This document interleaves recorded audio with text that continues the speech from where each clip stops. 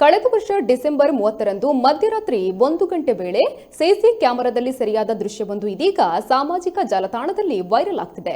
ಬೈಕ್ವೊಂದು ಸವಾರನೆ ಇಲ್ಲದೆ ಮಧ್ಯರಾತ್ರಿ ತನ್ನಷ್ಟಕ್ಕೆ ತಾನೇ ಚಲಾಯಿಸುತ್ತಿರುವ ಘಟನೆ ಬಂಟ್ವಾಳ ಸಮೀಪದ ಪಾಣೆಮಂಗಳೂರಿನಲ್ಲಿ ನಡೆದಿದೆ ಎನ್ನಲಾಗಿದೆ. ಇನ್ನು ಈ ದ್ವಿಚಕ್ರ ವಾಹನ ಪಾಣೆಮಂಗಳೂರಿನದ್ದ ಎನ್ನುವುದು ಇನ್ನೂ ಖಚಿತವಾಗಿಲ್ಲ.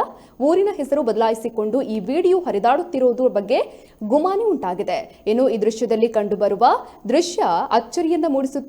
ಈ ವಿಡಿಯೋ ಕಳೆದೆರಡು ದಿನಗಳಿಂದ ಸಾಮಾಜಿಕ ಜಾಲತಾಣದಲ್ಲಿ ಸಖತ್ ವೈರಲ್ ಆಗ್ತಿದೆ.